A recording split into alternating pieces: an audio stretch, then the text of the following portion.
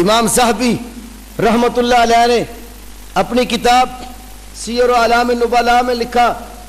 مروان نے اپنے دور حکومت میں حضرت ابو ہریرہ رضی اللہ تعالیٰ عنہ کا امتحان لینا چاہا، کیونکہ حضرت ابو ہریرہ رضی اللہ عنہ حدیث کے بہت بڑے محدث، حافظ اور راوی صحابہ میں سے ہیں، جو حدیث کے بڑے بڑے راوی ہیں صحابہ میں سے، ان میں سب سے بڑے راوی حدیث کے حضرت ابو ہریرہ ہیں رضی اللہ عنہ۔ انہوں نے کہا کہ مجلسیں قائم کرتے ہیں اور ابو ہریرہ رضی اللہ عنہ کو بلا کر ان سے حدیث سنتے ہیں، اور امتحان لینا مقصد تھا۔ انہوں نے ایک پردہ لگا کر پردے کے پیچھے کاتب بٹھا دیا، اور حضرت ابو ہریرہ کو کوئی پتہ نہیں تھا کہ جو میں بولوں گا کوئی لکھنے والا بھی پردے کے پیچھے بیٹھا ہوا ہے۔ کاتب پردے کے پیچھے بیٹھ کر لکھ رہا ہے، اور حضرت ابو ہریرہ مروان کی مجلس میں رسول اللہ صلی اللہ علیہ وسلم کی حدیث سنائے جا رہے ہیں۔ مجلس کا اختتام ہوا، سال ڈیڑھ کا عرصہ گزر گیا، مروان نے دوبارہ بلا لیا، امتحان لینا مقصد تھا۔ پھر کاتب کو پردے کے پیچھے بٹھا دیا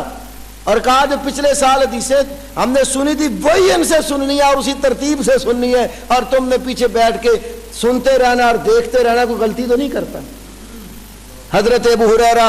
رضی اللہ تعالیٰ عنہ کو دوبارہ بلایا گیا اور کہا ابو ہریرہ پچھلی دفعہ ہم نے آپ سے کچھ حدیث سنی تھی، آج دوبارہ وہی حدیث سننا چاہتے ہیں۔ انہوں نے کہا ٹھیک ہے، مجلس لگی حدیث کی۔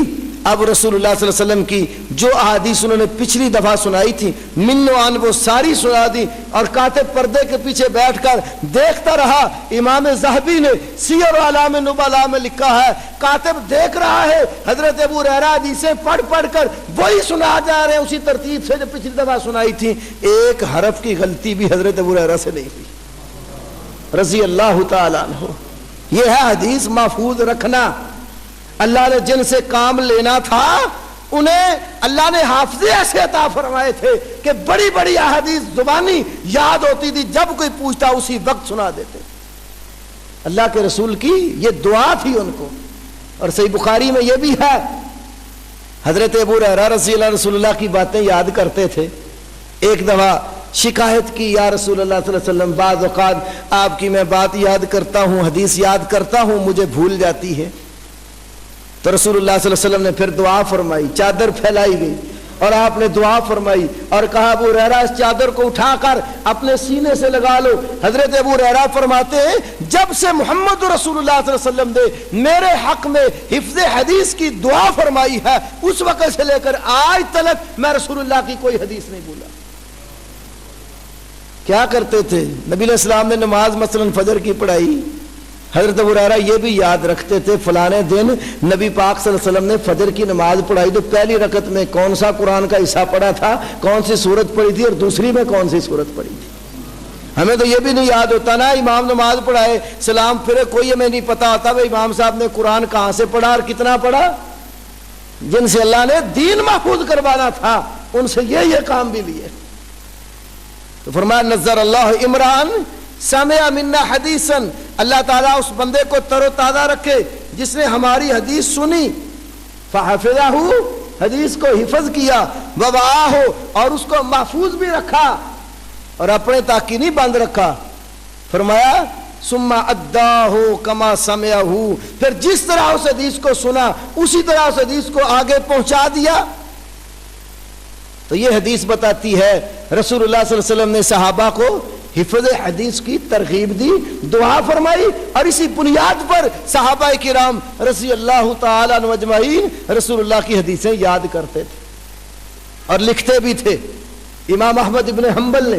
اپنی مسند میں، امام ابو داود نے اپنی سنن میں، امام حاکم نے المستدرک علی الصحیحین میں، خطیب بغدادی نے تقیید العلم میں، اور اسی طرح امام ابن سعد نے اپنی کتاب طبقات میں، اور امام ابن عبد البر نے جامع بیان العلم میں لکھا ہے۔ عبداللہ بن عمر بن العاص رضی اللہ تعالیٰ عنہ نبی کریم صلی اللہ علیہ وسلم کی حدیثیں سن کر لکھتے تھے۔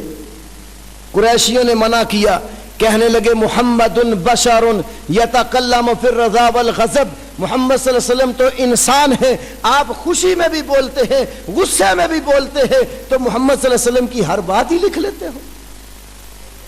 جب رسول اللہ صلی اللہ علیہ وسلم کو معلوم ہوا تو آپ نے کیا فرمایا؟ اکتب یا عبداللہ، اے عبداللہ بن عمر لکھا کر، اپنی زبان کی طرح اشارہ کر کے فرمایا فوالذی نفس محمد بیدہ ما یخرج منہ الا حق، اس ذات کی قسم ہے جس کے ہاتھ میں محمد صلی اللہ علیہ وسلم کی جان ہے، میری زبان سے حق کے سوا کچھ نہیں نکلتا۔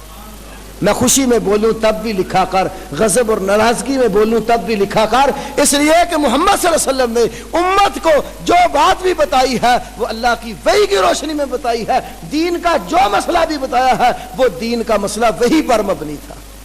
وما ينطق عن الهوى ان هو الا وحی یوحى، آپ خواہش نفس سے نہیں بولتے تھے، جب بھی بتاتے تھے دین کی کوئی بات وہ وحی کی صورت میں ہوتی۔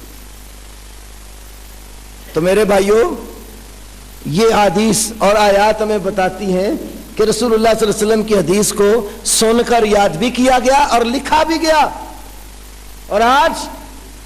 ان لکھی ہوئی حدیث میں سے حضرت ابو ہریرہ رضی اللہ تعالیٰ عنہ کی لکھوائی ہوئی حدیثیں بھی کتابی صورت میں موجود ہے مارکیٹ میں۔ انہوں نے اپنے ایک شاگرد حمام بن منبہ علیہ رحمہ کو حدیث کا ایک ذخیرہ لکھوایا تھا، وہ ذخیرہ آج صحیفہ حمام بن منبہ کے نام سے اردو ترجمے کے ساتھ بھی مارکیٹ میں موجود ہے۔ صحابیہ رسول کی لکھوائی حدیث کی کتاب آج بھی موجود ہے، جو اس بات کی زندہ دلیل ہے کہ صحابہ رسول اللہ کی حدیثیں لکھتے بھی تھے، آگے لکھواتے بھی تھے۔ اور امام بخاری علیہ رحمہ نے صحیح بخاری میں یہ مسئلہ بھی سمجھایا، کتاب العلم باقاعدہ کتابت علم کا باب باندھ کر امام بخاری علیہ رحمہ نے کہ حدیث لکھنے کا باب باندھ کر یہ مسئلہ سمجھایا کہ حدیثیں لکھی بھی گئی۔ اور اسی طرح حضرت ابو ہریرہ کے ایک اور شاگرد ابو صالح، انہوں نے بھی حضرت ابو ہریرہ سے حدیثیں سن کر لکھی تھی، وہ صحیفہ بھی آج موجود ہے۔ یہ دکتور مصطفیٰ اعظمی کی ایک کتاب ہے تدوین حدیث کے اوپر، الدراسات فی الحدیث النبوی الشریف، اس کے اندر پورے کا پورا وہ صحیفہ بھی موجود ہے۔ تو صحابہ کی لکھوائی کتابیں آج اس بات کی دلیل ہے کہ رسول اللہ صلی اللہ علیہ وسلم کی حدیثیں صحابہ نے یاد بھی کی تھی اور لکھی بھی تھی۔ یہ بات نہیں ہے کہ 200 سال بعد یا 300 سال بعد آ کر حدیثیں لکھی گئی، پہلے لکھی نہیں گئی۔ اصل میں بعض لوگ تدوین حدیث میں اور کتابت حدیث میں گڑبڑ کر جاتے ہیں۔ یہ 200 سال یا 300 سال بعد آ کر حدیث کی تدوین ہوئی ہے، کتابت پہلے ہی موجود تھی۔ کتابت میں حدیثیں لکھی، اس میں جو حدیث جس طرح سنی بغیر عنوان باندھے اور باب باندھے اور کتابیں مرتب کیے بغیر ترتیب کے، جس طرح حدیث سنی لکھی ہوئی تھی، ان محدثین نے آ کر یہ کام کیا کہ ان احادیث کو پھر باقاعدہ خاص ترتیب کے ساتھ مرتب کیا، جس طرح کتابوں کا طریقہ اور سلسلہ ہوتا ہے۔ تدوین کی آ کر مثلا زہد پر مبنی حدیثیں ایک جگہ کسی نے جمع کر دی، کسی نے بکر صدیق سے مروی حدیثیں ایک جگہ اکٹھی کر دی، کسی نے حضرت عمر سے جو مروی حدیثیں وہ ایک جگہ جمع کر دی، کسی نے عقائد کے اوپر مشتمل اسماء و صفات پر مبنی حدیثیں ایک جگہ جمع کر دی، کسی نے جو ہے نا وہ بالکل فقہی ترتیب کے اعتبار سے پہلے وضو، پھر اس طرح غسل، نماز، روزہ، حج، زکات، اس ترتیب سے حدیث کو جمع کیا۔ اس دور میں آ کر تدوین ہوئی ہے، کتابت تو پہلے ہی موجود تھی۔ آپ نے حجۃ الوداع کا خطبہ دیا، ابو شاہ نامی یمن کا ایک شخص تھا، حجۃ الوداع کے موقع پر وہ کہنے لگا یا رسول اللہ صلی اللہ علیہ وسلم، یہ جو آج آپ نے خطاب فرمایا ہے یہ مجھے لکھ دو۔ تو آپ صلی اللہ علیہ وسلم نے صحابہ سے کہا اکتبوا لابی شاہ، یہ ابو شاہ یمنی شخص ہے، جو میں نے خطاب کیا اس کو لکھ کر دے دو۔ ابھی حجۃ الوداع کے موقع پر بعض لوگ کہتے ہیں جی بعض حدیث میں یہ بھی تو ہے آپ صلی اللہ علیہ وسلم نے لکھنے سے منع فرمایا تھا، لیکن میرے بھائیو یاد رکھو لکھنے سے شروع میں کیوں منع کیا تھا اور کیوں کیا تھا؟ اس لیے تاکہ قرآن پاک کے الفاظ اور نبی کریم صلی اللہ علیہ وسلم کے الفاظ لوگ ملا کر آپس میں نہ لکھ دیں، تاکہ یہ کام گڈمڈ نہ ہو جائے۔ جب ان کے ذہنوں میں یہ بات راسخ ہو گئی اللہ کے کلام کا انداز کہ یہ کلام اللہ ہے، اس کے بعد نبی صلی اللہ علیہ وسلم نے اجازت دی۔ اب یہ حجۃ الوداع کے موقع کی حدیث میں نے آپ کے سامنے رکھی، اور عبداللہ بن عمر رضی اللہ عنہ کو جب لوگوں نے منع کیا تو آپ نے اجازت دی، حکم دیا لکھو۔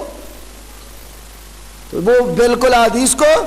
نہ سمجھتے ہوئے غلط انداز میں پیش کرتے ہیں کہ آپ نے منع کر دیا تھا لہذا یہ حدیث کو لکھی ہی نہیں گئی۔ بھئی اسی طرح جیسے آپ نے پہلے قبروں کی زیارت سے منع کیا تھا